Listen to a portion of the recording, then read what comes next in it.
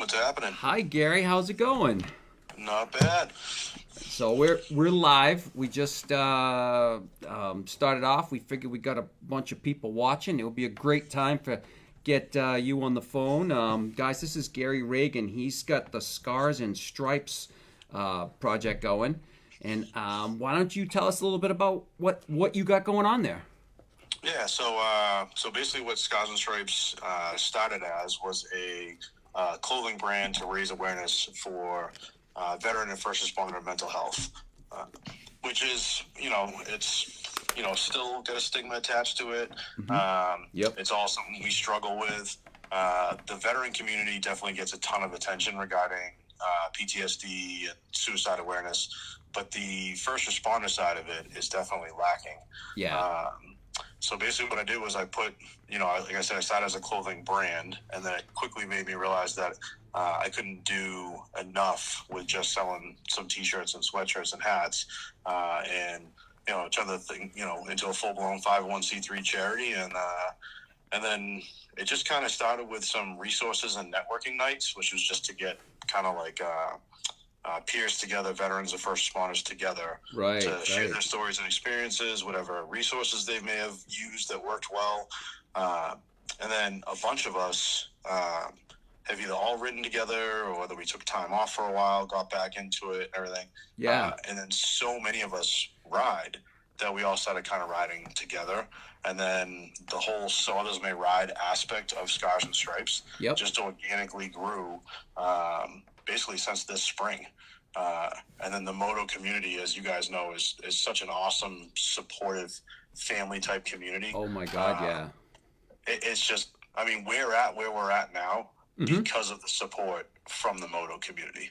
Like, our platform is just taken off. Oh You yeah. know, Well, you guys, Yep. I mean, you guys latched on to something, and it's like we talked earlier. This is therapy. This is absolute throttle therapy, and there's almost like there's nothing better. If that's what you do, would you love riding? I mean, it takes the place of pretty much anything else you could think of to help clear Yeah. your mind. It's true. Absolutely. And it's such a positive way of dealing with, with like physical issues, mental issues, whatever it is, Right. like all that stuff, as you guys know that ride, Hmm. it all goes away. Like, you're not thinking Therapy. about shit Yeah. That's when right. you're It's out riding. therapy. Like, you're just riding. Yeah, absolutely. Oh, look at that. you know, Darren Scott just when chimed you're just in. trying to hang on and not die, that's one thing. Yeah, absolutely. Even then, Yeah.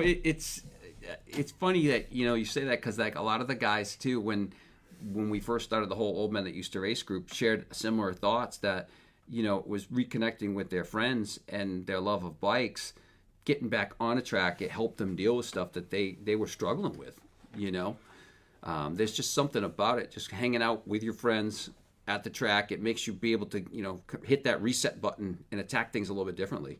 And hey, Gary, we said Absolutely. good question pop up. Darren Scott, he's out on the West Coast. He's a disabled vet, and he wants to know if you have anything on the West Coast presently. We have, currently we have nothing yet. We just became a charity in May of 22. So we're very, very small. We're growing. We're local.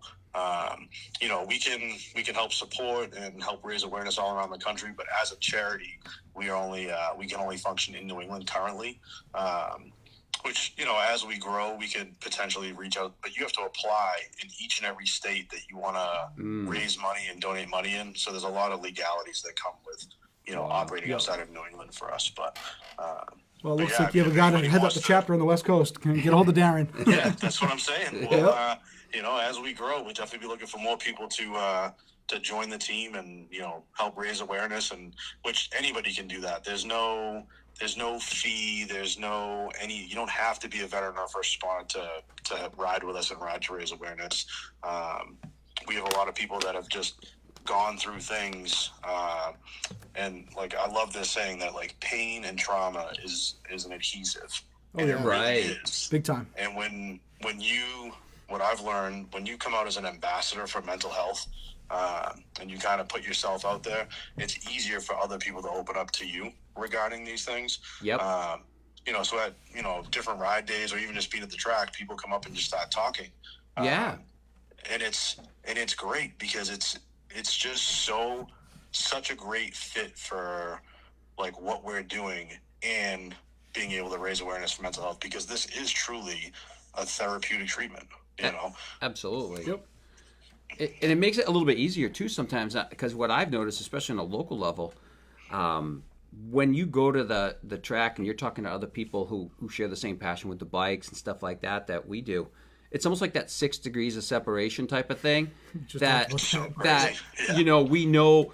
Oh, you might not know him, but we both know this other guy. You know what I mean? And it's kind of like we just met 4 years ago, Yeah. but we were in similar circles, just missed each other. yeah. Over the course so of time. it makes it's almost like you just met, but you're not really talking to a stranger, because you share a lot of the same stories and the same people, and Yep. it's just crazy how history is. Yep. Exactly. Yeah, it's just such the community, because riding and racing. I grew up racing motocross. I have tons of great memories from the track and just how the community was. Yep. And I got away from the sport for a while, as a lot of us do. Life happens. We get busy. And then being able to come back to it has been extremely beneficial to me. And I really want to be able to bring that to other veterans and first responders. Right. So that's the whole aspect of the charitable side of this, is different programs that we can work on to help either support others ride, because we all know this is an expensive sport. Yep. So working to raise money to help them. We've been able to help some people out, keep their riding season going, help them out after they've been injured or the bike was broken, things like that. Totally. And it's just awesome to be able to do that. And I know you guys did some really cool stuff by renting out tracks this year, having ride days, and just getting people out and getting them off the couch and on the bike to go. I mean, heck, you guys even raffled off a pit bike. Yep. So we raffled off a pit bike. That was our first fundraiser. And then I'm actually in the garage right now. I got a little Stasic 16 that was donated that we're going to do up. Nice. And then the coolest project we have going on, I can't say too much about it yet because it's going to be a surprise for an individual, but there's a Purple Heart veteran who came into some very hard times and was going to be forced to sell his bike. So right now he currently thinks his bike has been sold. His bike is in my buddy's garage, and then Scars and Stripes is going to be rebuilding this bike for him and then presenting it to him, and he has no idea. That's awesome. Yep. So I can't say too much because I don't want to blow up the spot. we won't do that, but we have a similar story here in our group too. Yeah. We did that back in EMX. We had one of our members get deployed into Iraq. Yep. He's in the group. I won't mention his name. I don't want to embarrass him, but we took his bike in the dark of night, and actually Pete helped. And Pete helped rebuild it. Pete cycled and sled, and we gave him back the bike. That's cool. Special. So, but it's that's what it's awesome. all about. That's what it's all about. People taking care of people. Exactly. And it's just a good fit too, because a lot of the veteran community especially feels very isolated. And it's hard for them to go to certain events or be around certain things. So we've created this environment where it's very comfortable, because they're around people that like motorcycles and people that are just like them, going through the same readjustment issues or isolation issues. And it's just, like I said, organically grown so well, so fast. And it's just such a good fit. Yep. So. And you guys, I mean, I could be wrong, but did I see you guys did a little bit of coaching too? So we're working with a couple people that are coaches that have reached out to us, and basically what they want to offer to us is hey, let's do some small group classes, which we haven't done that yet, but that's something that we're going to do going forward. And then we also want to be able to bring people into the sport that have never done it before. Right. So a couple guys that are on Team Scars and Stripes are certified motorcycle coaches, and in the spring we're going to have a program that anybody that's a veteran, first responder, or family member of. So if you want to get your kids into it, but you don't know how to ride, you don't know how to teach them, we're going to give Learn to Ride scholarships. So basically get them into one of the moto schools, learn how to ride, and then hopefully they can get in. We'll help them with equipment, gear, everything they may need to get into the sport. That's so cool. Awesome. That is so cool. I mean, and you think about it. I mean, guys like myself, I started out. I had a guy, an old racer that's exactly how I started. He kind of mentored me and gave me a bunch of gear, and hey kid, you're going too fast to wear work boots and jeans, so you got to put this stuff on. And it's really cool to see stuff like that with you guys planning to do stuff with real gear, real stuff, and teaching people the value of being on a bike and what it does for you. Because I mean, this is something that they'll carry for life. Yep. Absolutely. And like, I know you guys see the memes and everything like that. Like, you get into dirt bikes, you'll never have money for drugs. Yep. And like myself growing up, I mean, it did like keep me out of trouble. Like I just, I was focused on the race weekend or working on the bike or having money to do this and that. Yep. So it gives you that focus, that drive, physically, mentally to work hard. And then the more you put into riding, your mental conditioning and your physical conditioning, it shows dividends when you go ride. Oh, so it certainly does. It's a very, to get somebody off the couch to go to the gym for a little bit, like, yeah, cool, whatever. But all of a sudden you go to the gym and you're riding and you're like, oh shit, I can ride a little better. Like, I can ride longer. It's more fun. Yep. Once you see it pay off, once you start to feel it, because I mean, you feel it when you're on the track and you start seeing improvements. That learning curve, the more that you ride, the better you get at bike control and handling that, but the better your physical, stature is. That's right. The faster you're going to see that curve. Yep. And as we all know, like even the setbacks, like, because this sport will humble you very quickly. It will. Yeah. It teaches you, how to overcome those. And a lot of people that deal with mental health issues feel very stuck. Mm-hmm. And then if you can get faced with one of these challenges and then overcome it, it kind of like reprograms you like, oh, you know what? I can overcome this. I overcame this. I did this. Right. So it just, I don't know, maybe someday this will be actually recognized as like a legitimate form of therapy, like horses are. Yeah. But until then, we'll keep doing what we can to keep supporting it on our end. Yeah, absolutely. I mean, I think that's the most important part is just helping people, one at a time if it needed be, just to show them what it can do for you and the therapy. If you can make somebody's day a little bit better, then that person might take the initiative to do the same thing for somebody else. So, absolutely. It's almost like paying it forward, but it's an accordion effect. Yeah, exactly. Right. And I'll just show you like the most humbling story since we started this was a veteran that came up to us at one of the ride days that I had never met before. And I share this story because it just shows how truly impactful what we're doing. He basically came up to me and said that, can I talk to you for a minute? I was like, yeah, absolutely. What's going on? And he said, hey, he's like, I just want to let you know that I'm very happy to be here with you guys. I'm like, yeah, of course, no problem. Thanks for coming out. He's like, no, I don't think you understand. And he said the other night I literally had drank a bottle of whiskey. I had a loaded handgun next to me. Oof. And decided to go onto Facebook and said, if I can find a reason not to follow through with this, then I won't. Mm-hmm. And I had just posted some random post, like an impromptu ride day just popped up. And I was like, oh, hey, we're going to be here this day at this track, come and join us. Yeah. And he was like, you know what? I'm going to do that. And he came up to me that ride day and basically said, like, it gave him something to look forward to. And I was like, we both broke down. You know what I mean? Yeah. It blows you away. The power blows you away. Yeah. And that right there is like just, unbelievable.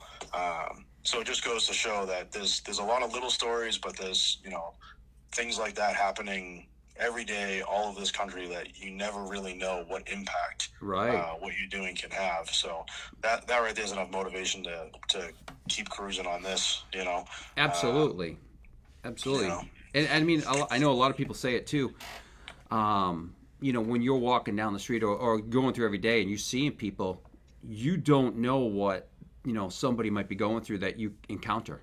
Yeah. Exactly. You don't know their story. No idea what someone else is battling. Everybody's got a story, and you pretty much don't have any idea what it is. That's right. So, stuff like that where it just happens like your two worlds, collided together. That's awesome. It's super powerful stuff. Yep, it is. And we like to have fun, doing it. Because, like, this whole thing that we're doing on this side of the Skies and Stripes it's not doom and gloom. It is all positive and exciting and fun and stuff to look forward to. So yeah, that's why we're doing it. We got some cool stuff coming up. we're working on a relay race, like a team event, that we're going to do, because we haven't really done much fundraising. I mean, you think like a charity, like obviously you need to raise money. We like doing all the good stuff, but you have to raise money to be able to do it. So that's something that, I'll be in touch about once we get some more details and a time frame locked down. But it'll be a lot of fun. Looking like probably an 8-hour event, 4 riders per team, relay race. You have to have 1 rider out on the track at all times, and everybody's come up with some good ideas, like the best like sandbagger award, all sorts of good stuff. I'm gonna raise my hand for that. Like, can I do the least amount of laps in that amount of time? That's my class. No, that's awesome. That's an incredibly cool concept and idea. It's funny you mentioned, you haven't been in that, doing much in the fundraising, but the thing is you're having a blast doing what you're doing, and you're finding a way to work it into fundraising, and at the same time, things will just escalate and they'll get bigger. As you get better at figuring out how to network the two together, it's just going to start growing and growing. It's a snowball effect. So you got to do what you love first instead of worry about, how to do something else. Exactly. Yeah, we all have the passion for it, and then it's just like, all right, this is a great idea, let's do it. Now we got to figure it out and put it all together. And that's what I'm saying. We're like linking up with people like you guys and the moto community. The support is there. It's never like you don't have to go ask for it. It's like you mentioned this idea, everybody's like, oh my God, that's awesome, let's do it. Yeah, absolutely. Absolutely. And it's cool because even now we're watching the comments come in as you're talking, and people are loving it. Yeah, they love it. The moto community just loves it. I mean, and we have some really good, really active people that they're all about it. This group has just been absolutely huge for us, for the old men. And to have you guys come on board is just an absolute bonus. Yeah, no, we appreciate the support for sure. Unfortunately, I didn't get to ride with you guys this year at Southwick. I missed. I know. I missed a couple of days with you guys at 508 and 23, and you missed the day at Southwick with us. But ironically, when we went over and talked, to the guys that were there, my wife knew one of their wives, and they had actually worked together. There's that like the 6 degrees of separation again. So crazy. It really is. It's a small world. That's and I know you and I, even though our worlds haven't like completely crossed paths yet, we've had so many people that we know together that in racing motocross, in the car business. You know what I mean? It's crazy. It is. Oh yeah. Yeah, then Wendy Backlund, Carl Backlund, and then Kia Malone. Ride Bikes Don't Die. So yeah, it's definitely all these connections coming together, all for a good purpose. And, and we can't say how much we appreciate it. That's for sure. Oh yeah, no, fantastic people. Yep. Well, cool, man. So if anybody wants to reach out, where would they find you? Yep. So social media, it's Scars and Stripes 1776. Yep. On Facebook or Instagram, and then also at So Others May Ride is again Facebook and Instagram. And let's see, what other platform are we on? We're working on some podcast YouTube stuff, but I'm pretty technically challenged like you, Jim. So if it wasn't for Dave, I'd be screwed. I work in IT every day. Yeah, we got some work to do with that. We have this kid Jay Soares, who's been great. He's going to be helping us with that stuff. So got a lot of good stuff going on, and just follow us on the socials. That's the most updated stuff. So Facebook and Instagram. We'll keep these events out there, keep everybody posted, and hope to see you guys out at more of our events and the tracks and stuff. Yeah, absolutely. And I know some of our guys are talking about doing some riding too as soon as we can in the spring, and I'll definitely keep you posted and let you know where we're going to be. Definitely. And being an old motocrosser, if anybody needs pointers or wants some coaching from an old guy, we can always drum up enough people that would absolutely love to ride around and help out. Yeah, which is great, because obviously if we can teach people how to go fast safer, including myself, that's always a good thing. Absolutely. We some of us can still go fast for a couple of laps, just not for a long time like we used to be able to. So before we jump off with Gary, Ralph Masiello, he actually had a really cool program that was the Read to Race program. That's right. That was the literacy program for children, and he was just saying how they talked about kicking that back off, and he would love to connect and possibly do something with Read to Race and helping veterans. Yeah. So that would be a cool program. So yeah, that was very successful. We actually had a lot of people that used to donate parts, and and it was awesome. So, That's cool. Once again, good community. Parts, gear, you name it. Even though previously he was making fun of me in the posts, but I'll ignore that. Well, our group, as we all know, our group, motocrossers, we like to bust each other's balls constantly. Oh, yeah. Well, that's why it's such a great fit for us, too, because we're a group of twisted individuals with a pretty sick sense of humor. That's a great way to put that. Ralph, he's talking about you. All right, Gary, that was awesome, and I'm super thankful you had the time to come on, and thank you again for explaining everything and telling our guys, what it's about. Now when they see you at the track, hopefully more of them will come over and talk. Yeah, swing on by. Any of us, just come hit us up, and looking forward to spending some laps with everybody, and we'll go from there. Looking forward to 2023, that's for sure. Absolutely. Yes. Absolutely. Before we let you go, what's your pick for the weekend? You know who I'm going with? I'm going with Malcolm Stewart. Yeah, I actually like Malcolm too. I think he's my outlier. I'm an underlier. He's a big fella on a small bike though. He's a big fella, but he reminds me of you. If he can stay up and everything, I mean, he finished third in points, and then I don't know, this whole super motocross thing too. Somebody like him that can just stay consistent. He's got to stay. He has to stay away from Bam Bam though, because for some reason they've got magnetic energy. Yeah, I think that's a great pick, and I'm gonna go completely off the wall here. I'm going with my heart. I'm a Cowie guy. I'm going with Cianciarulo. Wow. Okay. All right. I'm gonna go with Cianciarulo. Yeah. Only, you know what? Like my wife and I were talking on the way down to the studio. It's the first round. Ralph Masiello's picking you. Oh, he's picking me. He's okay. But we were talking. Gonna have to really step it up. There's so many good guys, and everybody's back out. That the first race, it's impossible to pick. Who. So you got to pick with your heart for the first race, and then pick with your head from then on out. Yeah. I would just love to see. I mean, Adam Cianciarulo, that guy, he had an amazing amateur career, and then unfortunately with all the injuries and everything, it would be nice to see him pull off a W too. So yeah, and of course, I mean, I know that the rest of the world is looking for Suzuki and Kenny.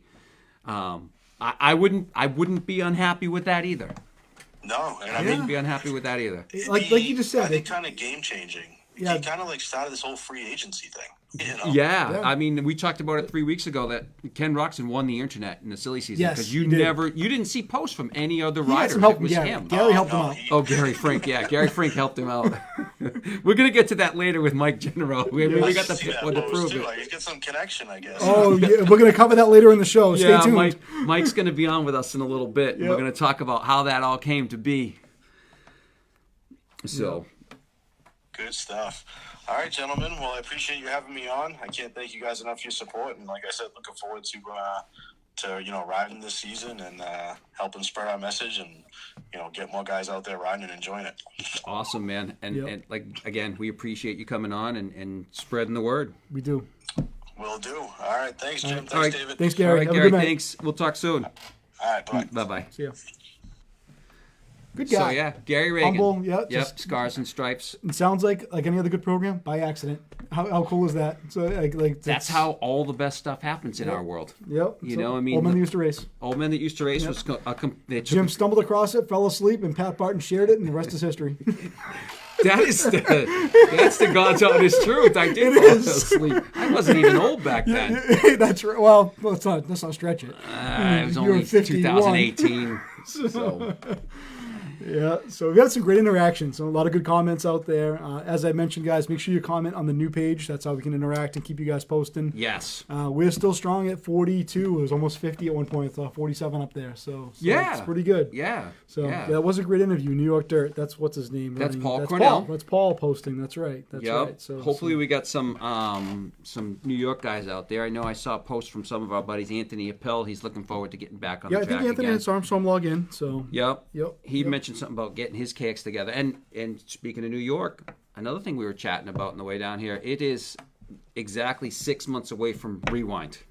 Is it really? Wow, okay. The first weekend in June, I believe it's like the 3rd, 4th, 5th. And what's the newest bike you can run now? Is it 20 years?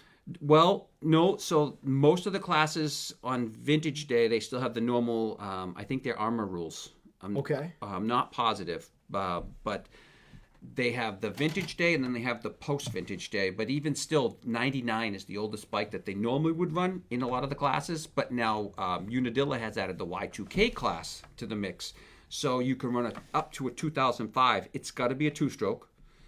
Okay. And it has to be, the Y2K class doesn't pertain to ages. So you couldn't run a 2004 YZ250 in one of the 50-plus classes. It's got to be running the Y2K class. Gotcha.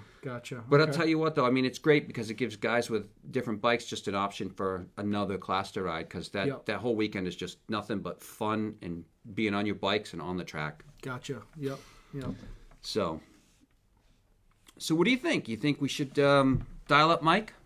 I'd like to get Mike's dirt. Jack might be with him, Oh, crap. All right, fine. Call him up. All right, let's You might have ruined it for me. Let's give Mike a buzz and see what he's got going on. Hey, Mike. I was looking for your number. Mike, what's happening?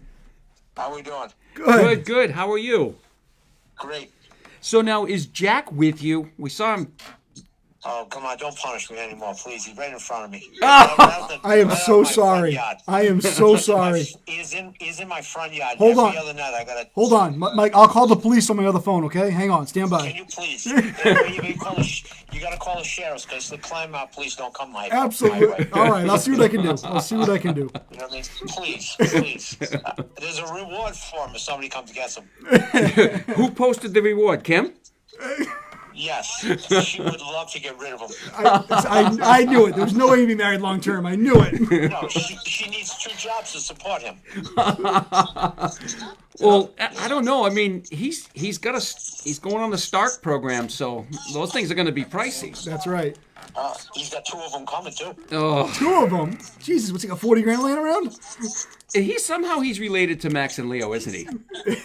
I think so, yes. Either that or he's doing favors. LaValle money. Please tell me that you're not joining them on the 100-mile rides out to the Keys. You don't think Jack is, do you? No, I don't. I think he's probably driving the chase car. No. He just stands here and takes the picture off of their phone. Oh, you man. gotta know better than that. So I guess the question everybody wants to know is how did that pit board come about? I had asked, I feel bad for him. He's always getting ragged on about his Suzuki's. Yeah. So I asked Kenny at the practice track at Moto Sandbox 2 weeks ago when Jack didn't want to talk to Kenny because he forgot that Kenny rode the stock VOG. So he didn't want to get out of the truck and talk to Kenny. He just sat in the truck, kept blowing the horn for me to leave. That sounds like Jack. I talked to Chase, and he said that they were going to a different track out by Chambers' house. So I said, I'm going to come out. He said, all right, come on out. So when I got there, Kenny was there. Yep. So he was all done riding. He even took his shirt off. I ran over to him and said, you got to put your shirt back on. He said, why? I said, I need a sign made. I said, I need your clipboard. He said, why? I said, I got to make a sign. You got to hold it up for this guy. He said, okay, get the sign. I'll hold it up. He said, let's go. Come on. I had to get myself in the picture because if I did it, somebody said it was photoshopped. You know what I mean? Yeah. I did Photoshop it. You saw my version, right? Yeah, you can't Photoshop me and the pit board. You know what I mean? Yeah. Oh, you're still in there. Oh, you're in there. It was the proposal. Marry me. Oh, okay. Kenny probably would. You know what I mean? Gary, there's hope. So much for being single life. Well, he really loves those Suzukis. Both of them really love those Suzukis. So there's nothing wrong with them. But Jack just don't like them, so there's something wrong with him. Very true. Very true. The stock VOG is going to be the world change for him. Ralph Masiello says, I'm just going to wait until Leo buys one and sells it 2 weeks later for 50% off. Oh, jeez. Well, you got to remember, it's got no brakes. It's got handbrakes. That's true. That's true. It is weird. That's true. He's going to go into the first turn, grab that rear brake so hard he's going to flip over and kill everybody. He's going to destroy the berms. You can always swap them to the other sides, like on a mountain bike, so that he's grabbing the front instead of the rear. Oh, God. Yep. So we're going to get him. We kid with him all the time. He gets mad at us, so. But you know how Jack is. Oh, believe me, I know. I got to ride with him tomorrow to the practice track. Oh, God bless you. Oh, yeah, we're sorry. Hopefully it's not more than like a 10-minute ride. No, it's a half hour. Hey, I bet you he spends $200 to $300 a week in gas every week. Does he actually ride? Yeah, he does. Oh, yeah. I remember. He's a sand track king. Well, yeah. After his interview at Gatorback, good Lord. He is the king of sticks of butter. Yeah, well, he eats sticks of butter like the Milky Ways. Mix a couple of almonds in there or something. No, we had to give him some cinnamon. He took some cinnamon out of here and he puts the cinnamon and some kind of sprinkles on it or something. Oh, God help us. Breakfast of champions. Yeah. Hopefully his heart doesn't give out on him. You saw the football player, right? Oh, yeah. And that guy's 34 years, 36 years younger than Jack. So. Yeah, he's 24, so. Yeah.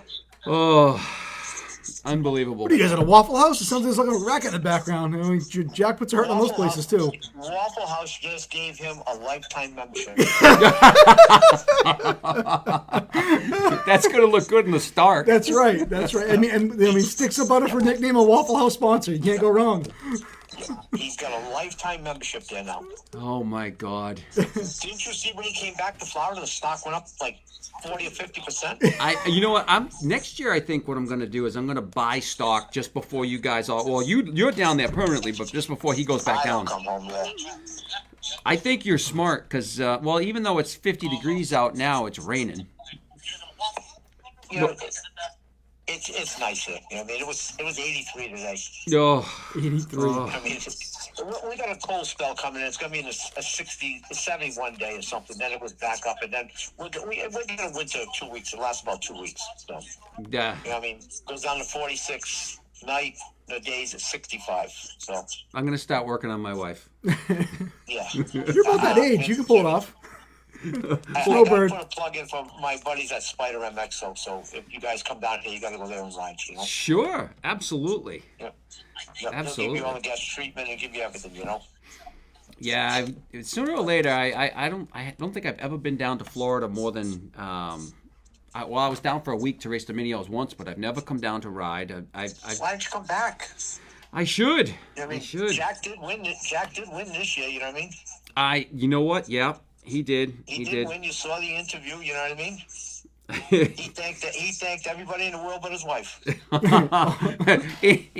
he told the track owner how much it sucked. Gatorback sucked. Yep.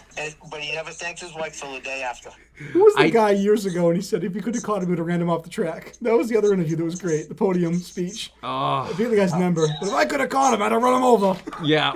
Yeah. There was some guy chasing him, and him and the guy had a discussion on who was going to win. Jack told him, "I'm going to kick your ass." He did. He did beat the guy. So. I remember I brought it up a couple of times already when he thanked the Team Green guys for working on his Honda. That's right. And then my buddy Tim Teves is calling me a stalker. So. Oh, yeah, I know. I might have put that up there. Stalker for Team Suzuki. Stalker for That's why. Yeah, because Timmy called you a stalker. Yeah. He's called me a stalker. Just the problem is Timmy couldn't get across the street to get in to see the track because they won't let him in. Because they're afraid he'll steal everything. You know what I mean? Well, it'll be for sale on his table not too long after. That's where it'd be on the table. If Kenny gave him a shirt, it'd be on the table for $500. I'll sell you this. You know, the scary part is he probably would, too. Of course he would. He would get it. Arthur paints a helmet for him. The next day, it's on the table for sale. Gary Frank says you need sponsorships. The wife cut you off. Well, that's true. You know, she shut me right off. So now I'm trying to get people out there because everybody else is doing it. So I said I might as well put the old man out there. You know what I mean? Absolutely. You know, I saw your post just before we came down. There was a whole lot of number one plates on that on that display case. Yeah. Yep, I was impressed. Yeah. Yep. Yeah. But now, everybody's trying for sponsorship. I told Dickie Cooper, I said, you got to send me some, you know what I mean? And Jeff and all them guys, send me some money. Absolutely. Me, you know what I mean? Absolutely.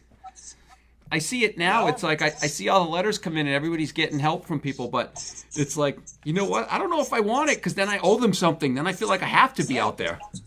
Well, I don't have to go out, but you know, I mean, if they're going to pay me to go out, I'm going to go. Yeah, absolutely. Absolutely. You know, Jack's got his wife. My wife shut me up because of Jack. Well, hopefully she's not floating some money to Jack, though. No, he comes in here and needles her every time I do something. He said, you know what he did? Oh, Jesus. I said, all right. You know what I mean? Oh, you know, that 100 you gave him, it's in his pocket. He ain't spending it. You got to give him another 100. And he just winds her up. Oh, no. Oh, yeah. Well, I thank him for everything I lose. I mean, You know? we've known Jack for a long time, and he's a character. Yep. He's like a bad penny. He won't leave me alone sometimes. He just keeps yelling at me. I don't lie. Mike's a better interview than Jack. Jack sucked when we had him on. You can tell him he said that too.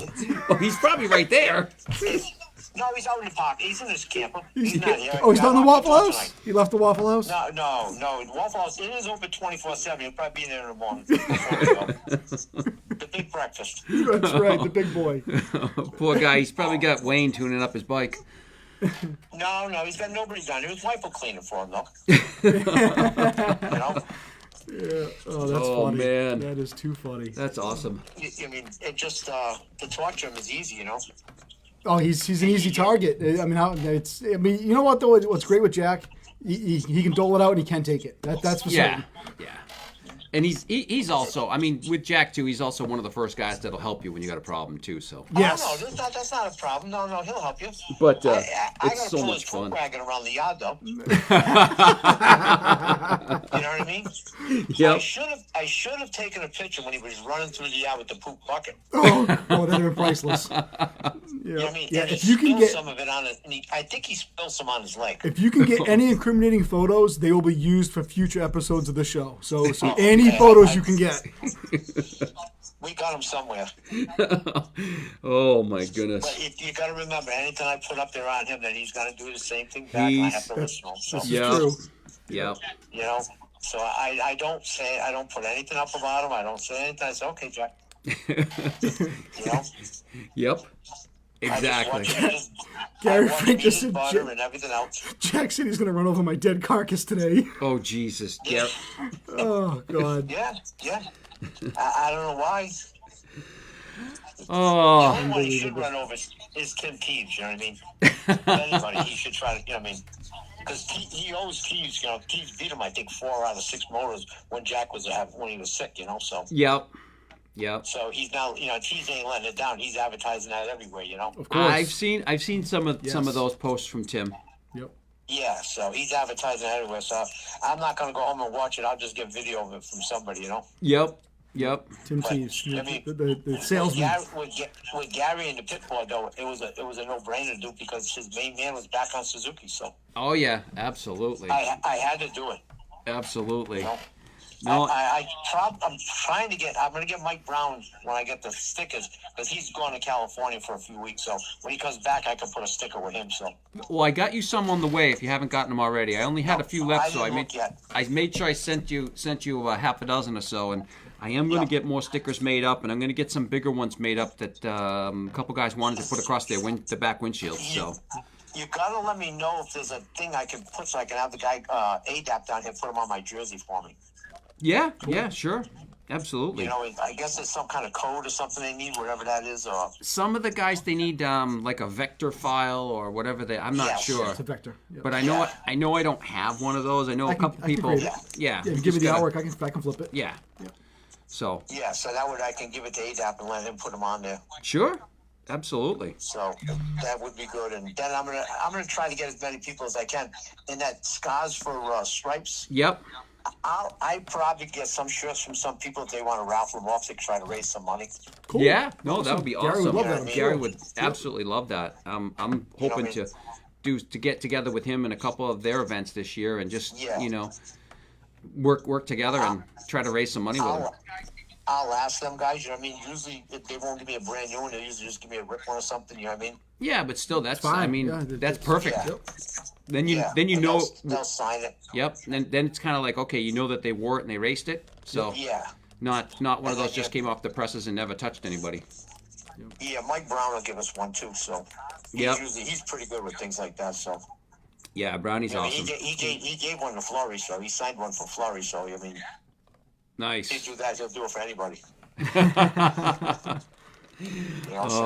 Yeah, Flory's. I've seen some of his stuff. His bikes are they're pristine.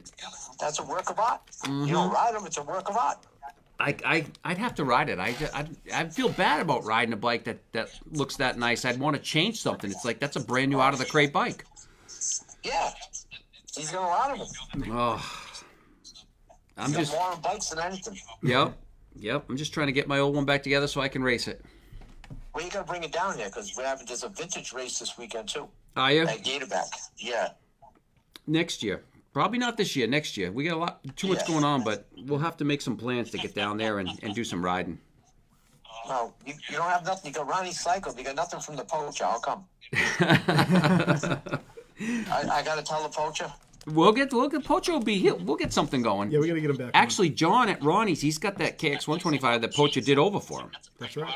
Did he? Yep, he's got an 89 KX125 sitting on the nice. floor. It came out really nice. It's Pocho did it, and John's got it sitting in front of his desk. He rode it on the parking lot at Ronnie's. Said, how the hell did we ride these things back 30 years ago? And parked it. I got a 2000 Honda. I think I may give to him to have him do it. Yeah. Nice. And I do have an RM 250 82. Oh. I like to find somebody to take it. So yeah, those are beautiful. Sell it to somebody. Yep. I'm not much of a Kawasaki, KT or RM man, you know.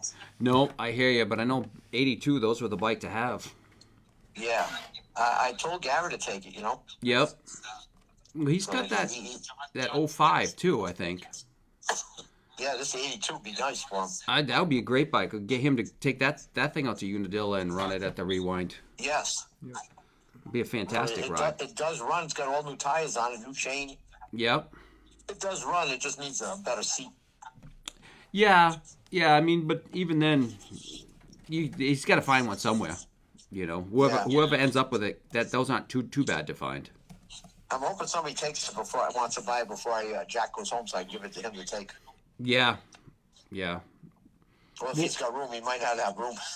We'll have to keep our ears open and see if anybody looking for an 82 RM250. Mike Genereux, he's got it.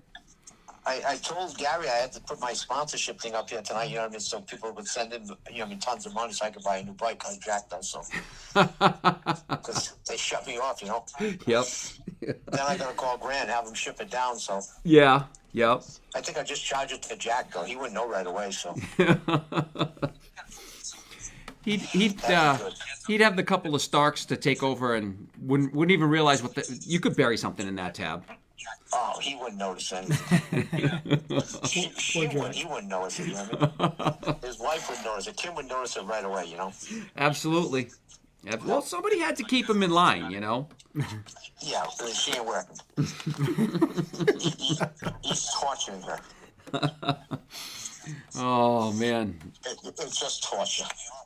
Well, he does torture most of New England. He tortures even down here. Nobody's off limits.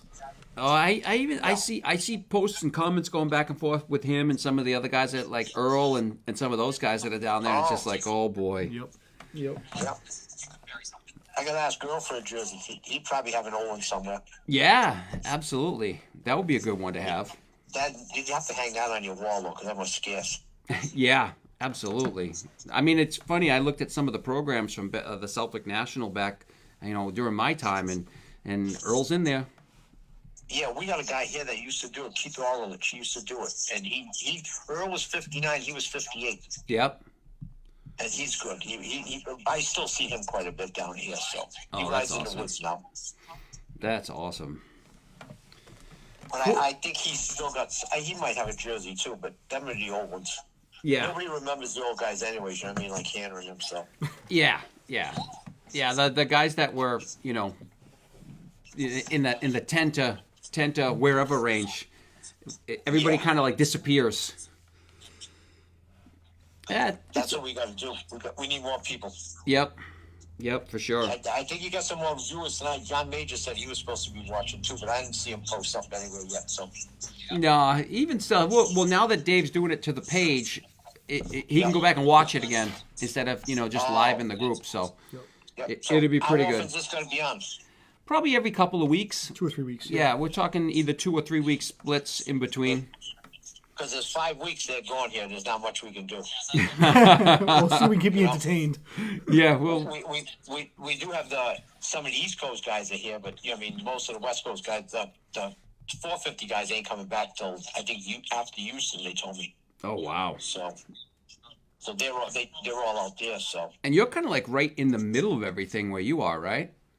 Well, I got pretty good. Zach Osborne lives about a half a mile from me. Kenny lives a mile down the other way. Yeah. Chase lives about a mile down the other way. That's awesome. Chase's dad lives up the street, who I talk to all the time. Nice. God, Cullen Park lives around the corner. Yeah. He stayed here for 9 months with us. Oh, that's awesome. God, Dean Wilson lives past Kenny's house, about 8 houses past him. Dana lives right behind him. That's the practice mechanic for a lot of guys. Yep. Zach and stuff. Yep. God, Zach, what's his name? Savachi lives on the other side of the lake. That's so right cool. Right next to Casey Cochran. And Marvin lives in an apartment complex. Nice. And Cool. it's just amazing to think about how everybody moved from California to Florida. It's crazy. A lot of them did. Baker's out in California now training, but they brought Brownie out there, so. Yeah. Yeah, I had heard that Brownie was going to go on that program for a little bit. Yeah, he's been there. He works his ass off, but. Yeah. And it's tough, too, because Mike's being a little bit older. He's not going to, I mean, he's still in killer shape. He's probably in better shape than some of the younger guys, but he knows what it takes. We were, what was it, 3 weeks ago, they were bicycling, we were going somewhere, they were bicycling. He was pushing the kids up the hill. Oh. He pushes them. Now, you got to remember, though, he rides 7 miles from his house to where he meets the kids. Mm-hmm. Then they ride a 25-mile loop, and then he rides 7 miles home again. Oh, man. This is my brother. Animal. Yep, that's incredible. He just goes. And Zach Osborne's a bicycle fool. Yeah, I've seen pictures of Zach. He is a bicycle fool. He can pedal forever. I got nothing but respect for those guys because I mean I've retired to the e-bike crowd myself, so those guys. You got to be 68 or something to have an e-bike, don't you? Well, I'm gonna say 55. I was told 68 because Jack's going. I was told 68. You had to get that bike. Well, I told the story before that Jack told me that I sucked in the middle of the climb and I needed an e-bike, and I wasn't 55 yet. So he had the e-bike as he goes wheeling by me. Yeah, we all went riding one time. The first time he came down the Diamond Hill. Yep. I remember you were over there. I went over this stump. I fell down. He ran me over. The next hill we came to, he was upside down on his back because he flipped over going up it. Was that the day that he got stung by all the bees? I think so. Yep, I remember that. Rode right through a freaking nest. Yeah, because he was trying to pass somebody. Yep. He didn't belong. Yep, elbows. Like he does at the racetrack. He moves the track. He doesn't do that. Yeah. I've never seen Jack cheat like that. Well, the problem is that if you're at Diamond Hill and you're trying to move the track, you're going to fall off of a pretty high rock. He didn't know that. I know. That's why he got stung. Yeah. Oh, yeah. Yeah. And it's not his first time, but he says we're going bicycling again, so I'm waiting. But he's got to go on e-bike. I still got a pedal bike, so. Yeah. My wife said I can't have one, so. Well, she's the sponsor. Well, she That's was. right. She was. No, she was. She quit. Now that she's not the sponsor anymore, you might be able to go for the e-bike. Hey, I got a thing from a guy that owns Spider. He says, I'll sponsor you. He felt bad. Like I lost my ride. Oh, that's awesome. He felt bad for me. Well, yeah, absolutely. Now I see if Grant's watching, he may feel bad for me and help me out some way. You have a new 450 on the way down. Oh no, 350. That 450 is too much for me. It is. They're big bikes. It took me a little bit to get used to even my KX from moving from a KTM 350, but the 350 it's a great bike. my friend Devin O'Leary in Connecticut, he sent down a brand new 250 23. Yep. He told me I could ride it. He's not even here yet. He told me I could ride the bike if I want. I'm just afraid to take it out because if I like it too much, I might want to keep it. Yeah. I can understand that. So, I can understand that. It's a brand new 350 factory edition. Oh.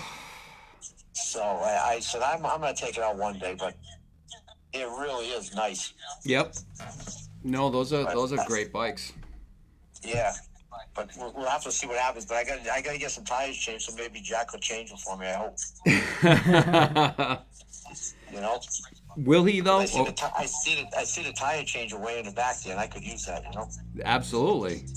I'm aware. Casey Bates is watching the show, and he says the Wi-Fi in the plane sucks, and he's a pilot. Oh boy, So... we got a guy that's a pilot watching the show from the plane saying the Wi-Fi sucks. So that's concerning. Oh boy. Oh God. Yeah. Is he coming to Florida? So he might be. So he lives in Virginia. So we need a ride for Wayno. Yeah. School vacation for a flight. I mean, somebody's got a plane coming down. We need a flight down for. We're gonna try to get my Ozzy to bring him down. You know. Yep. Maybe Casey can charter him down. Yeah, absolutely. Yeah, because the flights are a little expensive, and Jack ain't. You don't have. I mean, he's got to get that one by Kim to get that. Dave O'Neill says, "I was wondering the same thing." Yeah. So if that's school vacation, you know what a flight here is school vacation. Yep. With all these people at Disney World. Yep. They don't care less when they're going to Disney how much they spend. So. Absolutely. Yep. So. We get Wayno on a plane somewhere. Yeah, we need him down here. We got his bike, so. Yeah. Oh, cool. So we got to take it up. So what do you guys need? Who do you want me to go see? I don't know. I'm going to dog pound in a couple of weeks. Who's over there?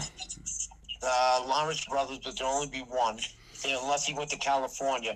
But Rides Unlimited people ride out of there. Guys listen to them. Oh, that's cool. Anyone. Yeah, so. Anyone. Right. I mean, it's cool just to see those guys. Get Roxon's phone number. We gotta get him on the show. We gotta dial him up. I mean, if he was here long enough, I could get him to talk enough because it takes a lot to get him to talk. Well, we had that problem with Gary too, and now look at him.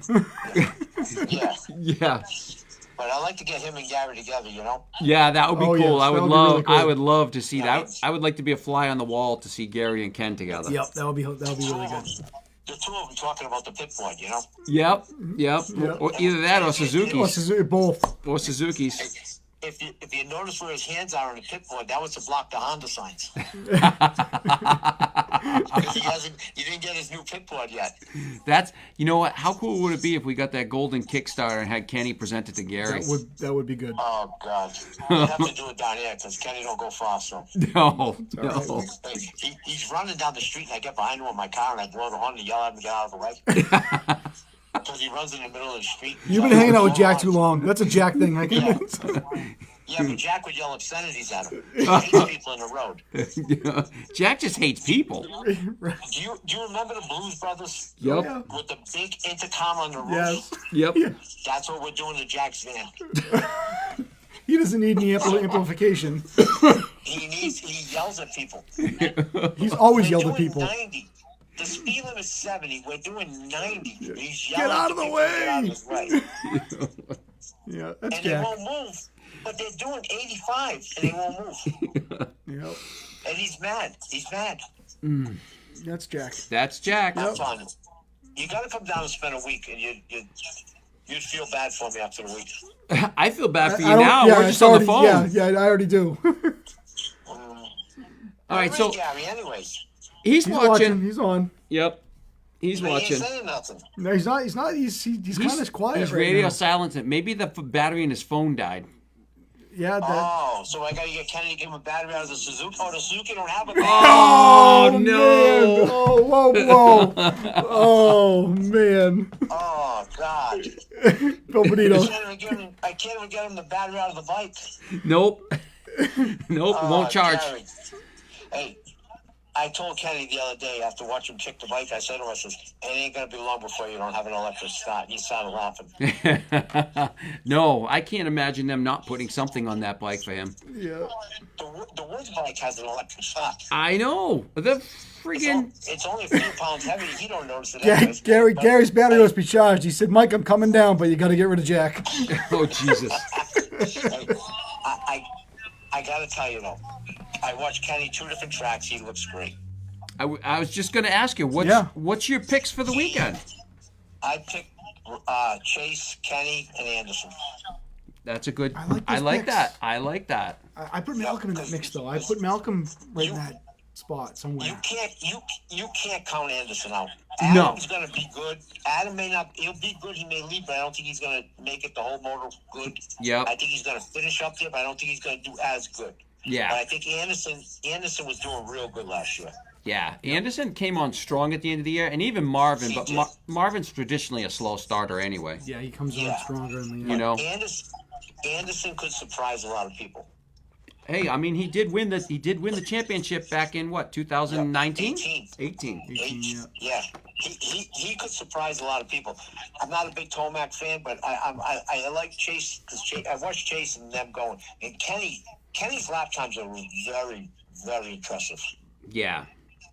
You know what I mean? And when he was at the sandbox, I mean, he was very impressive. And his times are really, really good. Kenny's always been... Chase is good. Yeah, no, I was going to say, Kenny's always been one of those guys that when he's comfortable on a bike, he's almost untouchable. Hey, it's the same bike you rode back then. I know. It's unchanged. I know. They could take that bike out of the archives, give it to him, and he'll go out and win on it again. He probably would. He probably would. If he gets a hole shot, he's going to lead a little bit, I think. He comes out of the gate strong. Yeah. Well, you know, he has that burst for 5 or 6 laps. Yep. He has been. He's healthy.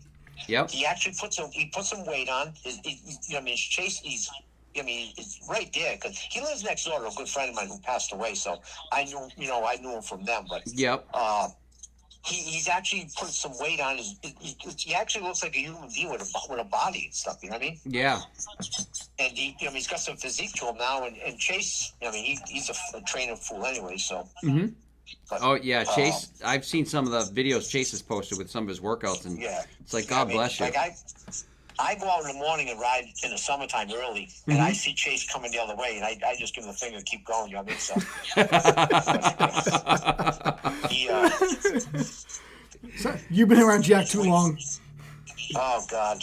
But I think I'm hoping Chase does do good, and I really think Kenny's going to do very well. Yeah, I think so too. I can't count him out for winning one. No, definitely not. I think he gets in the box a few times. Yep. Yeah, well, he won the Anaheim one. He's won it a couple of times. Yeah. He's won it 3 or 4 times in a row, I think. Yep. So. No, that's a good pick. When I watched him and Chase ride last week together, and he never got off the track. He just kept riding and riding and riding. Yeah. I went with a friend of mine, John Genereux, who was down from Michigan. Yep. And his girlfriend took some great pictures. I got some of the pictures. I'll get them to you if I can show you. You can post them next time. Sure. But they got some great pictures of him, and we can't take any of Kenny's stuff. No, I know. No, he won't let us. So. Oh, okay. You don't take pictures. So the Fox guy was in. Hoover was there taking pictures of him. The Fox guy. Yeah. Was there taking pictures, but I couldn't bring Jack because he's an FXR guy now. I know. So, he made the change. Free gear, he left. Unbelievable. Is this year 1 for Jack on FXR? Oh, yeah, year 1. I know he had the Fox stuff the last time I saw him. He had the Fox stuff at Mini O's, but now he went to FXR. Oh, boy. Well, he told Andy White, if I win, you give me free gear. Andy said, yep, you win, I give you free gear. He gave it to him. Good Lord. Shirts, he's got everything. He's got, okay, looks like that Mr. FXR. Isn't that like snowmobile stuff? Gary's still giving me free tires. He's going to show 4 times at the track this year. So I'm in. Yep. No, Tell Gary, I'm saving up for a battery for Gary. I'll buy him a starter. Yeah. Hey, why don't they have one of them go-kart starters? They could. You know what I mean? They could. Well, all the go-karts are electric now anyway. Oh, are they? Everything around here has been converted over to electric. Yeah, but you know the racing go-karts? Yep, The I ones know. they lift them up, they put that the machine on it, starts them up. They do, Yep. Like a With nut. the 2 strokes of shifter carts. Yes. Yep.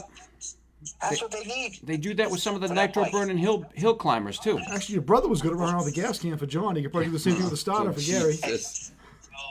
You might know Kenny's mechanic is Peyton. He used to work for Grundle. Okay. Yep.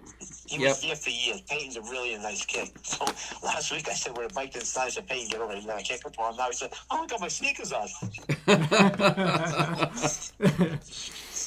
Well, hey, He left with the bike and had to wash it. So Levesque you did. guys are going to go probably. So Levesque did start one of those with his hand, That's right. did he? And that wasn't video shopped. and it was not video shopped. He did it right in front of me. I like that. But What's his arms look like, Popeye? no, I somehow he got it just on Strong the right. like his mouth. Yeah, exactly. He got it just on the right spot, and the bike lit off, and we were blown away. Starting a 450 by hand. How far back do you guys remember motocross? Oh God, I started back in to the 84, but early 80s. I remember the early 80s. I'm gonna go back to the 60s. Oh One boy. of my best friends is Barry Higgins. Oh yeah, all right. I saw Barry Higgins. Now, he was he didn't go to the rewind this year. He'll be there next year, he says. Yep. I may go with him, I may not, because he wants me to ride one of his Makos. Yeah. So we may go, we may not go. It all depends on what it interferes with, because they take him he goes to a lot of places. He still works for KTM. He's 76 years old. Yep. He was at the Unadilla 50th. Yeah. And he's 2 years younger than Roger DaCosta. Yep. Yeah, he rode on the parade lap on the 50th. I got him walking when I was recording, walking up through the pit lane there. I got him. When you got your show again, I'm going to have him try to call in. Sure. And I'll give him your number. You talk. He is a world of encyclopedia for motocross. Oh, that's awesome. He'll tell you about when he raced DaCosta and Joe Rivera and the gravity cavity there when he was on a 441 BSA coming out of the unit. That's awesome. I'm going to get him to call you. Sure. You have the next show. All right. You Cool. You guys will enjoy talking to him. That'll be a good Really conversation. cool. Yeah, definitely. Yeah. He is a great guy, and he's very friendly, and he's a world of knowledge. That's awesome. Like He Jack. fixes my bikes for me. The- Jack, yeah. Yeah. I can't. Jack does a lot for me, so I really, he is a good person. Yep. He can be an ass at times. He can be the biggest asshole there is. Yeah, but But his heart's in the if right you need place. That's right. his heart is in there sometimes. Sometimes, he ain't there. But, sometimes he means it, and he'll help you till there's no help no more, you know what I mean? Yep, absolutely. But he is a good guy, and he is there, and I feel very bad for his wife, and I tell her every day, She's a saint. Saint Kim. she is going right to heaven, I told him. Already, yes. No ifs, and about it. She's going right to heaven. And I told her, I says, you knew about him before you married him. Yeah. Oh, yeah. Yeah. Yes. So, Oh. he's a great guy. She's very nice, and I keep telling her every day. I don't know what you did. I says, you did something wrong.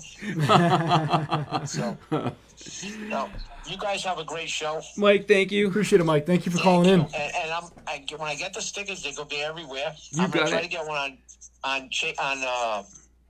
on Zach's bike. Okay. Because he's Cool. old now. He's Yeah. old now. He's 35 or 36 now. I mean, And as soon as I get the fresh batch, I'm gonna send you a bunch more. I sent you what I had Okay. left over, and then I got more being printed. So okay.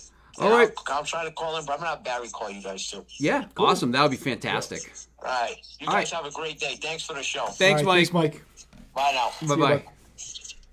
So Mike Genereux, he's a hot shit. Oh, Mike's awesome. And you know what that was? I probably bumped into him with the track, and like You I said, might have. just never talked. You to might him, have, so. and it's funny that he mentioned that diamond because that is the time that he came down and he rode with us. And like I said, Jack ended up in the bees. Yep, not surprised. So, Oh, yep. So it was yeah, crazy. so good times.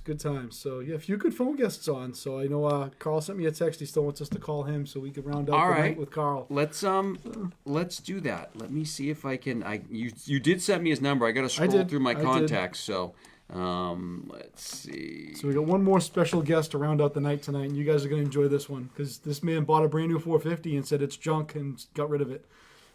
I don't know if he actually said it was junk. Well, did he really? Kind of. We'll let him tell let the him story. Explain it. He answered the unknown phone number. Jimbo. Carl, Hey, what's up, Carl? bud? How are you?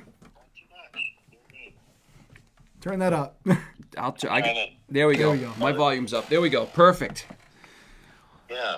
So, Mike Genereux is a hot ticket. You know, there was like 1 year he was calling me every morning at 7 a.m. to talk motocross. And God bless him, but one day I'm like, dude, I'm still drinking my coffee. I mean, so I snapped at him, and then he stopped calling me. He's the greatest guy. Yep. No, I remember I met him a couple of times, and like he had just said in that mountain bike ride, we had a blast. Yeah. No, he's old school. I didn't really know how old school he was till later, but I mean, he made expert in the 70s or something. Yep. You know, so a lot of respect. Yeah, we weren't even. I mean, shoot, you were about the same time as me. We were in the early '80s. Well, I raced in '81, I think, on an 80, and then '82, I think I raced. No, 80. I raced all of '83 on a 125. Yeah. I remember. That was the greatest year. If I could go back to those days, man, that was fun. Yep. You know? Yep. So. I know I met you in '84 because that's when I started as a 125 novice. Oh, yeah. You were always faster than me, Jim. You just. No. No. Well, you were always on the bigger bikes. I was always on the 125s until we got connected in the expert class. I was on a 250 at the age of 14. I know. You know? Says I still call him. I know. I remember. That was so funny. $2,000 for a new RM 250. Yeah. I can remember when I started in when I first got my first bike, my dad decided that he was going to get me a leftover Can-Am 125 from Cliffs instead of going to Betancourt's and getting the leftover RM 125. Right. And either way, the bike was $995. Right. You know, yeah. And it's just like, I didn't know any better. I had a blast. I learned a lot in that Can-Am, but I probably would have started racing a whole lot earlier if I had been on that RM, I can tell you that. Yeah, Gary's all excited. Everything from 1980 onward were great bikes. I mean, some bikes had some issues and stuff, but like the Suzukis were the bikes to have probably up till 83, and then Hondas were the best. Yep. For, you know. Yep. But every bike, though, and I mean, now you look at the bikes, and I love them all. I still love them all. And I do love the 4-strokes. I love the 2-strokes. But bikes had character back then. You know, each brand had its own identity. You looked at a bike and nothing, the 4 Japanese bikes, and even the KTMs, they looked completely different. You know, the lines weren't the same. Nothing. They looked unique. Different. They were unique to the brand. Yep. Yeah, and now you look at a gas and a KTM, and they look kind of similar. Don't get Jack going. Jack's gonna be pissed. Oh, God. Yep. Hey, you know what? They even made the Stark Varg look something like the newer, some of the newer 450s. It's got a little Cannondale blood in there, I think. Yeah. Radiator shrouds, but why? It's going to cool the battery. Yep. Oh, God. They actually, I think they have coolant in them going into the battery, like cooling the battery. They actually do. There is coolant inside. There is. Yep. I'd rather work on the track with a shovel and watch everyone else ride than ride one of those. Wow. All right. So speaking of which, so take us through the 450 experiment. Yes. Well, all right. Well, all of the recent years, I'm like, I'm going to ride more this year, because I always, it never happens that I get out there enough. I'll ride like 5 or 6 times every year. But this year, one of my buddies dragged me out sometime in June. But all of a sudden, I was riding like almost every weekend, and I was really having fun. I was riding a CR250, and that bike was teaching me how to ride all over again because, 20 years on 500s. Left me with a lot of work to do, line selection and keeping your momentum up and, stuff like that. So I was starting to feel pretty good on my 250. Not that I was really going great, but I felt safe. I could hunt that Intimidator. Yeah. You know, and everything was good. You know, the confidence is there. Yeah. So all of a sudden, I get a phone call from Addie Kirkpatrick, and somebody stole his bikes out of his garage. So I sold him and his neighbor kid. I sold him and the kid 2 of my 2-strokes. Mm-hmm. And all of a sudden, there were less bikes in the garage. And I'm like, so then I was like, you know what I'm going to do? I'm going to buy another 2006 CR250. So I have 2 identical year CR250s. Right. Because I've done that in the past. When riding the expert class, you had to have a couple bikes. Yeah, practice bike and a race bike. And you put all your new parts on the race bike, put your used parts on the practice bike, and beat it to death. Yep. You know, so I found a couple in the papers, Craigslist or Facebook or whatever. Marketplace for sure. But I didn't make any phone calls, but I head up to Tony's for 2 days of riding up there. Go up to Tony's with my 250, and I had a good day out on the 250.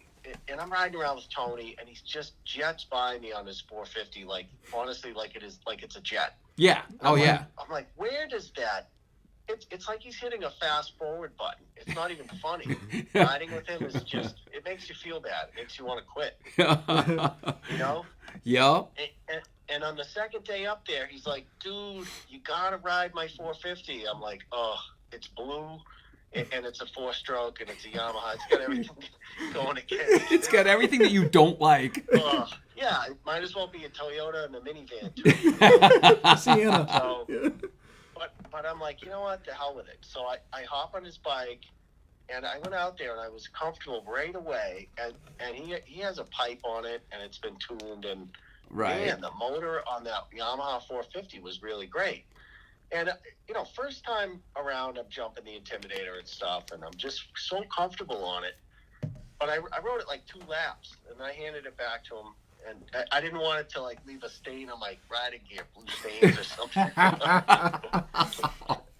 So then, this guy Fluff, that's his nickname. He's a good buddy of Doug Henry. Yep. He loans me his brand new 2023 Honda 450. So this was late July this year. He had a brand new 23 Honda 450. So I'm riding that, and I'm riding laps with Tony and Doug Henry, and we're all jumping the Intimidator together on these. We're on these 4-strokes and stuff. But it was like one of those pretty cool moments where you get to ride with Doug Henry and you jump and stuff with him. Yep. And I'm on that, so I'm riding that Honda, and I was pretty comfortable on it, but the suspension on these new 450s is, to me, it's stiff as a board. They were on the heaviest springs in these things. The bikes are heavy, but I'm like, oh my God, these things are, both Tony's bike and that Honda were beating me to death in the braking bumps, but I liked the power. Yes. And the funny thing is, Tony's track, it's pretty wide open, and it's not tight. There's no little second gear corners, really. And you get to flow and just keep going and stuff. Everything feels right. Yeah, I think it's a really good big bike for, 4-stroke type of track. Yep. And so I'm like, my plan in my mind was buy another 250, just have a couple of 250s, grow old with them. But I called my local dealer. The only 450 I would have been interested in was a Works Edition. Yeah. Because I'm like, geez, if those forks are coated, maybe it won't beat me up so much. And it already has a pipe on it. Yep. I don't have to tune it. I shouldn't have to do anything to it. Secretly, I wanted to just leave it completely bone stock. Not even get the valving done or anything. Just ride it. And so I go down. I call up John Rice. He's the guy from Greater Boston Motorsports. I've known him since the mid '80s. Sure. And they've got 4 or 5 dealerships with their, under that company. Yeah. So I call him up. I'm like, geez, I know there's no bikes around anywhere, but I'm kind of looking for one of these Honda Works Editions. He's like, let me look at my computer. And he says, it shows that I've got one somewhere, and I'll have it brought over to the dealership. And when it gets here, I'll let you know. Yeah. So I'm like, okay. So that was like on a Tuesday, because they closed Monday. So it's a Tuesday. So the next day, some work plans fell through, and I ended up meeting my buddy down there because he needed some goggles. He's going racing at Middleborough. He's a beginner. Right. 58-year-old beginner. He's having the ball. That's the best kind. Yeah, so I meet him down at the bike shop. A minute after we both walk in and I'm talking to John Rice, that bike rolls in. Oh, no. The Works edition. It's got the plastic covering the seat. It's got like the owner's manual rubber band to the rear fender, and it's never even been started. Not even sat on. Yeah. It's a freshy. I'm looking at it. I'm like, oh God, help me now. So I end up bringing the thing home like the next day. I went down there with money and just bought it. And I felt weird. From moment one, I'm like, oh my God, the enemy is in my house. It's a four-stroke. What have I done? When did things go bad? I mean, because you no longer have it. What happened? Well, I'll get to that. It's nothing big, but anyway. So the thing, and I'm trying to, and I didn't even want to ride it. I'm like, oh my God, what do I do with this thing? So I brought it out on my porch, and I'm just sitting there for an hour staring at the bike. Was that when you called and texted me? I think I got that phone call. I did something wrong. Oh, I know. Right around then, yeah. So I'm just looking at this thing. I'm like, okay, speak to me. The moto god, say something to me. And so I'm looking at it. I'm like, okay, it's a modern open bike. I'm an open bike rider. I like open bikes. So that's a good mindset. It's, that made sense. Yeah. And that's logic. And I looked every little bit of the bike over. I'm like, wow, so this is 20 years more engineering than my two-strokes. It really is. Mm-hmm. Because I'm riding the Gen 3 stuff, which is 02 to 07. Yep. So I'm like, okay, 20 more years. I got to have some faith in these Honda engineers. They're not sitting on their hands for 20 years doing nothing. Right. This thing has to have some magic in it, something. And, I'm tired of have my ass kicked at the track, dude. The riders. Dude, up at Tony's, 280 riders came up on me one day. They go by me and they just disappeared. It's tough. I'm chasing them. It's tough. There's some fast dudes out there. Yeah, one day, I think in 2019, I'm up there, and Lee Correa motors by me, and it disappears. And I'm like, oh, man. Yeah, and not like... It's a shot at Lee. No, but listen, he rides all the time and races all the time, and I'm like I'm such a rusty... I'm always trying to get the rust off myself, Yeah, I know the feeling.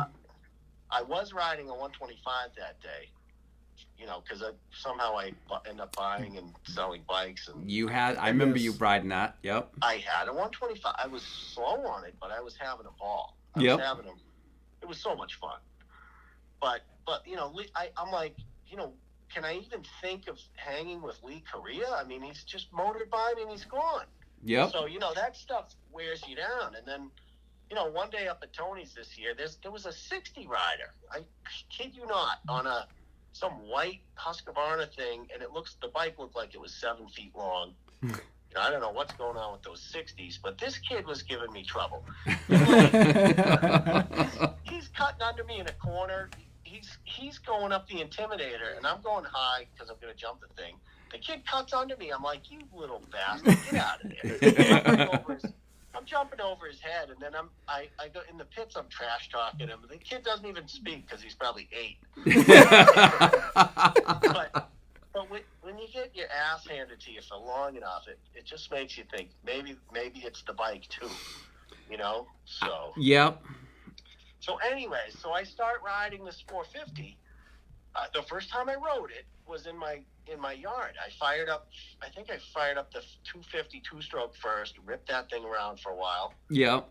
Shut it off, fired up my 500, ripped that around, and then I fire up this 450, and I'm like, what is this thing? It's like a tractor. Oh, yeah. The two strokes, it's like the wheels trying to come up. It's roosting some grass. The 4-stroke felt like my tractor. It really did. And you got a Honda tractor too, so you know Honda's feel. I do. Yeah. I know what a Honda tractor feels like. But I'm like, I don't know. People are riding these things and going fast. And hey, the last 6 years, we've all been watching Ken Roxon when he has those moments like Unadilla where he goes 1-1. Yep. And he's on rails, and it's a riding lesson, like we used to get from Tony LaRusso at the races forever. Yeah. You know, but Kenny on one of these 450s, it's like, oh my God, it's poetry in motion. So 6 years of him being the Honda guy, and I'm a Honda guy, you know, it seeps into your brain a little bit. Right. Did you join a 4-stroke support group to try to make it work out? No, but it was funny. I couldn't tell most of my friends because they wouldn't believe it anyway. Well, I didn't believe you. You called me. I didn't believe it. I didn't believe it. I thought it was I called you afterwards. Photoshop. I said, guess you bought a 450. I couldn't say anything, and I felt like I was a traitor to myself. I felt bad. You felt dirty, huh? You felt a little dirty inside. Before I wrote it, I texted John Rice. I'm like, is it too late to bring this thing back? And he wouldn't text me back. He wanted me to keep it. I gotta burn a little bit of gas now. Yeah. Mike Genereux says you never gave the bike a chance. Well, I finally broke the thing out. I rode for 2 days up at Tony's track. Disguised? Do people know it was you? No numbers on the bike. I don't know. Nobody knows me. 'Cause I'm, Doc gear. Oh, we know. And we know you. We know if you. you look up nobody, there's a picture of me. So. But so I rode the thing, and at first I'm like, oh my God, it's the best bike in the world. And then, you know, I mean, the more I rode it, I started alternating. I'd ride the 450 for a day, then I'd go back to the same track with my 250 two-stroke. And that's a stock CR250, stock springs and valving, no motor work, except obviously I do a carburetor. I believe in those. And race gas. You put a carburetor and race gas on a, two-stroke, and you've got something. So, So I'd go back to the same track with the two-stroke, and I swear the two-stroke was easier to ride, better, more fun, and lighter. It just felt light. It felt fun, so I was still going back and forth, and then I got to go to a ride day at Central Village on the 450, and that's a tough one. The bike feels 300 pounds there. I can't explain it. And I could not. I'm like, I thought this bike was tuned, had a little tiny bit of motor work, different maps, and it's got a pipe on it, and the throttle response was not great. And I'm stalling every time out. Every moto out, I would stall somewhere in a tight, in a corner. Yeah. And I'm like, what the, I'm reaching for the Kickstarters, I'm like, oh shit, yeah, it's the button now. So after that last day at Central Village, I had some real mixed emotions, and I've got all the I get two strokes, I get that 450. Right. I'm in a very confused state of mind. But then one of my friends called me that I don't even know him that well, but he's got two 500s that he bought from Kenny Kaplan. Yep. So he calls me, and I'm like, hey, I got to tell you, I bought this 450. And he's like, oh, geez, I've got one of those too. I actually was looking for a second one, he says. And I said to him, you know what? I'll sell you mine. So 3 days later, it was his. Nice. So there it was. And you know what? No regrets. I'm in the middle of relearning how to ride on that 250 because you need momentum, you need line selection, you have to carry your speed. Kind of like, for me, it feels like a 125. Well, yeah, bigger guy, and you're used to the 500 too. The 500 tries to kill you. Yeah, 250 feels like, no matter what happens, I can give it full throttle through anything. Right, right. So, but it feels light. And it's not that it's really any lighter than my 500 AF. It's the same chassis and stuff, but it just feels like it gets traction on the ground. I think a lot of those 250s too. I think it's just the rotational mass of the 250 engine doesn't have that. It doesn't have that. The power affects it differently, so you can ride the bike differently. I mean, I've considered going and looking for like an 0405 KX 250 because I bleed green, and just getting out there and messing around with a two-stroke like that too. But I absolutely love my 450. But it's got to be the right track. It's got to be the right track for it. Yeah. That's all. I had so many normal 500s. I even had Carl Valancourt's championship bike from '91. Yeah. You know, and it was like a full pro circuit motor and stuff. And I had that bike for a year or two, something like that. Mm-hmm. But I actually liked the stock motor better because it had more hit. The pro circuit took all the hit out. Yeah. Well, you remember, and, I mean, you remember back in the old days, the factory Hondas that when RJ had them and those guys, they were detuning the bikes so they could ride them harder. Well, I'm sure that pro circuit, you know, is a better motor for all the national tracks. Because you don't need a hit. But when you're in New England, you get, you know, stuffed a foot deep into a berm. Yeah. That hit's a lot of fun. Oh, yeah. It you know, you can deal with that. If we rode at Carlsbad and it would be slippery stuff out west, you don't want the hit. You don't want that. Nope. Exactly. Yes, but I have so many years on normal 500s. So I met a really cool motor guy, this guy Joe Carocchio down in Rhode Island. Yep. He used to do all the motor work for and four-stroke rebuilds for Ray Z's. Right on. And I went and met him, and he's like, "Oh, I like 500s," he said, and I'm like, you know what? I want to lighten my crank. I've figured out that I want to do this because I know the crank inertia makes a 500 feel like a truck. Right. You know, because it revs up slow, it revs down slow, and it's as soon as you've got some RPMs, the bike feels so heavy because of that rotational inertia. So he did like 4 or 5 cranks for me and took a ton of weight out of them, and it totally changed the character of the bike. It was... But you'd lose your bottom end power, so you had to gain it back with other stuff. With compression, mostly compression. You jacked up your compression, you'd get your bottom end back. But so a lighter crank really made that 500 motor feel fun. Yep. Instead of just big, kind of cumbersome, you know. Yeah, you could ride it a little bit harder. Well, it was more responsive. Right. And, you know, what I've learned is the responsiveness makes the bike handle. Throttle response is everything, because if that motor just makes power, then you're just going to be taking outside lines. You know, that's why.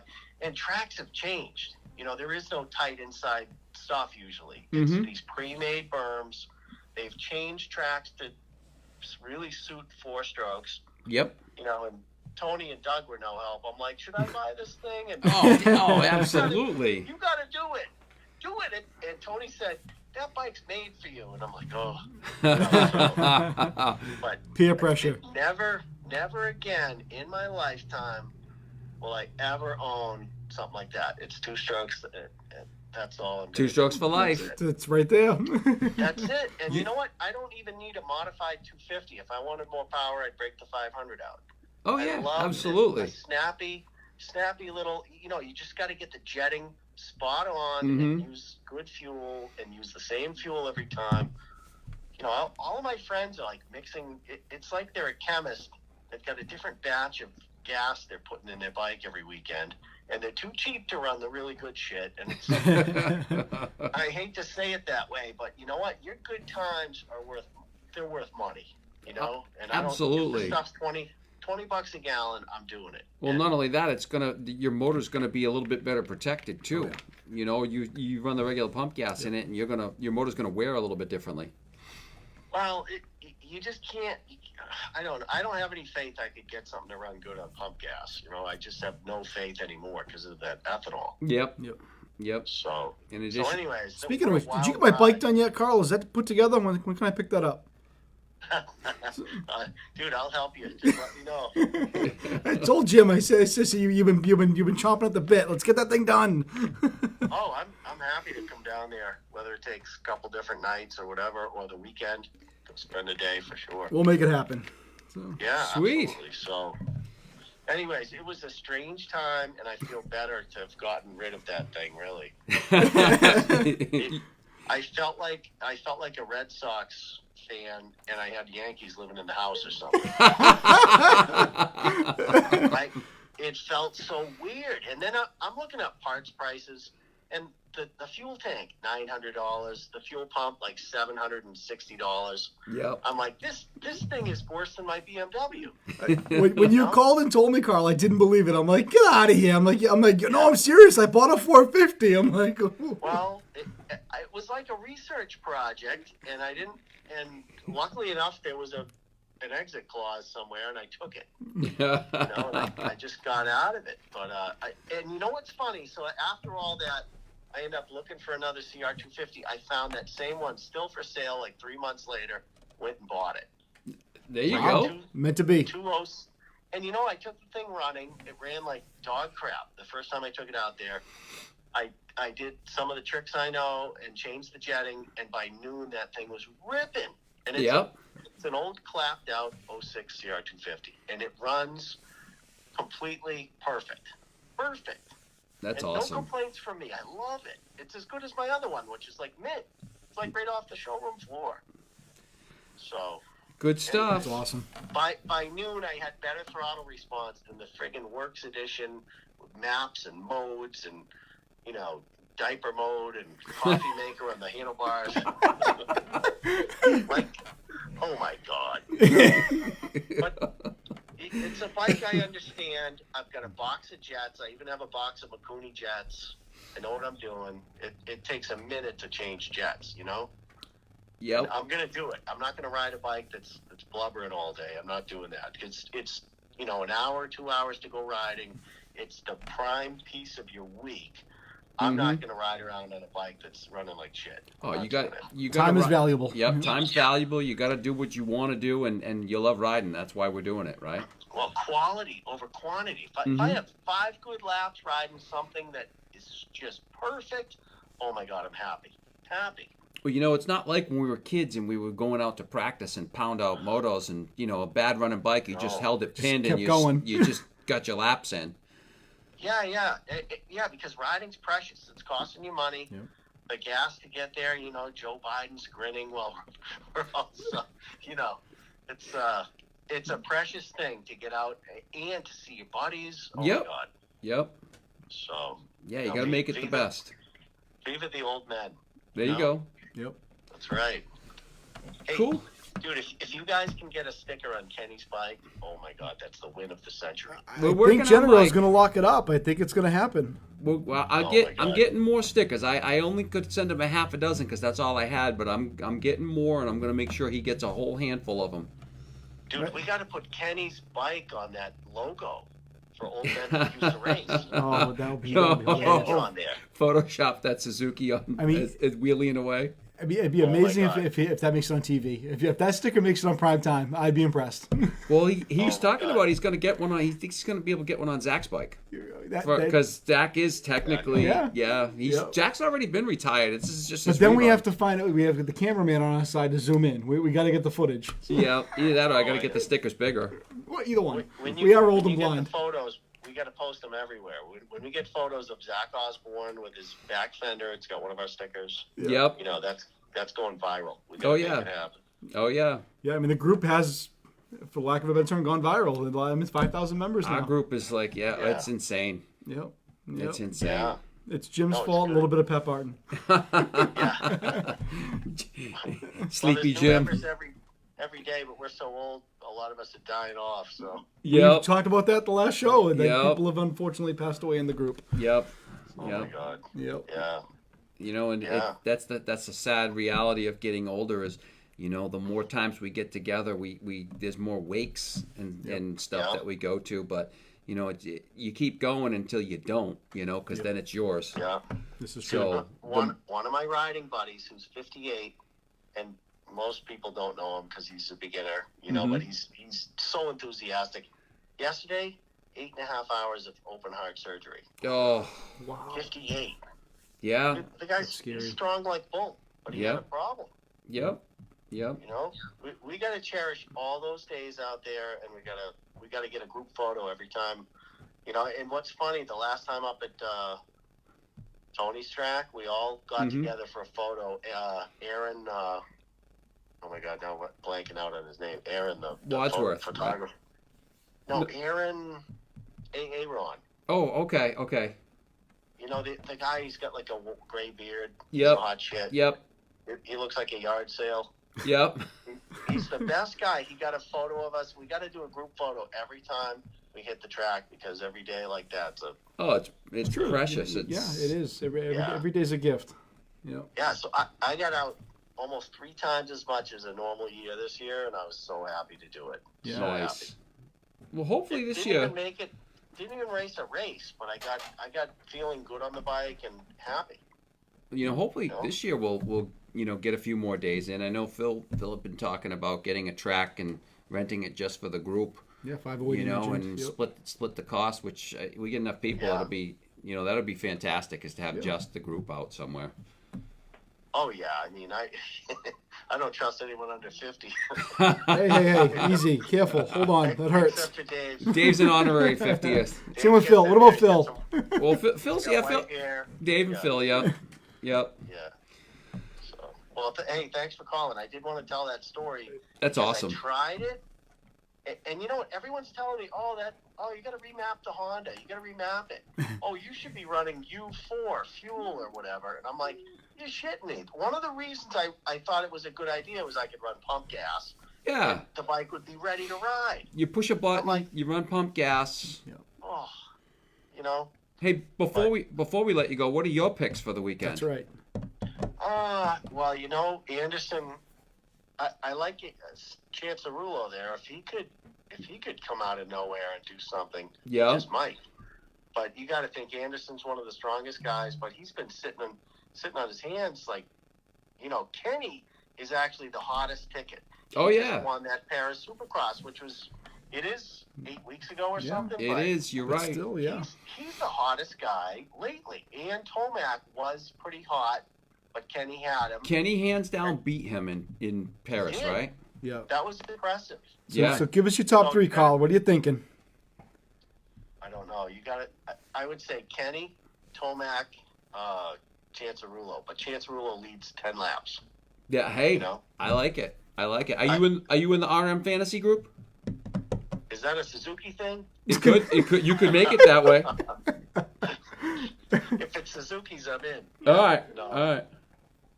But I call him Chancerulo because every year he's got a chance of not being injured. Nice. Yeah, for the first 3 or 4 rounds. You never know, but every time he rides, there's another injury could come up and get him. So. You know who we really? It's like he gets all these injuries. He kind of reminds me of Robbie Renard. Going way back, he was always banged up. He's another one. He could win. But when he was on, he was on. He could win at any given weekend, or he could take an ambulance ride on any given weekend, and it was like it kind of defined his career. I just saw Robbie Reynard at the Suffolk National. I think was it 21? Mm-hmm.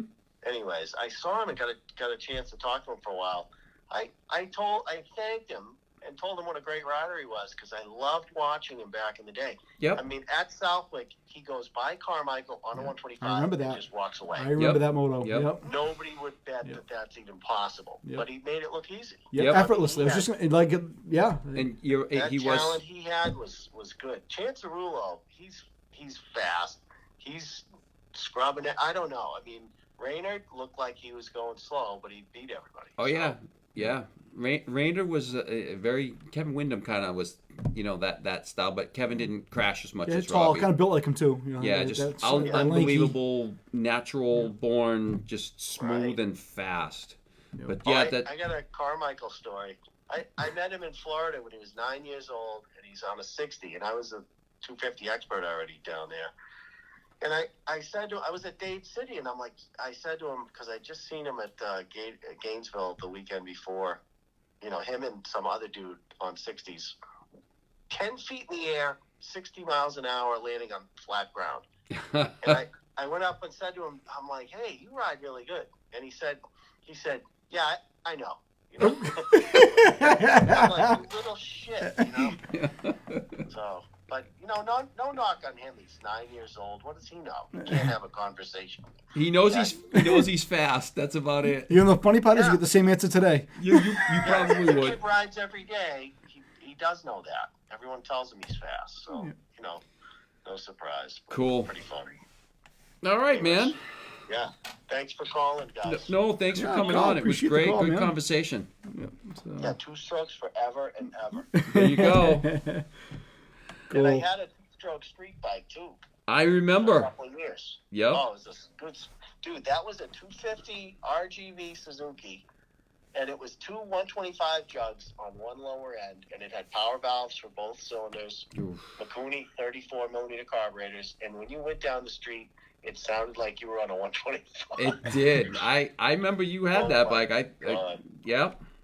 Dude, it gave you the biggest smile, and it felt so light. It felt like a street bike where the engine was missing. That's how light it felt. Wow. You know, it's about 300 pounds, so pretty cool bike, but sold that to, good stuff, though. someone else. Yeah, I bucket list. It was on my bucket list. Now it's off. There you go. Yep. You did it. You got it. You did it. That's it. Yeah. All right, see you guys. All right, man. Have a good night. Yeah, you too. Thanks, bud. See you, bud. That was pretty funny. Good history on him buying that 450. Oh yeah, no. Well, we experiment. definitely wanted to get that story and find out what happened. Oh yeah. Never put numbers on it. He wrote it without numbers. Didn't want to be spotted.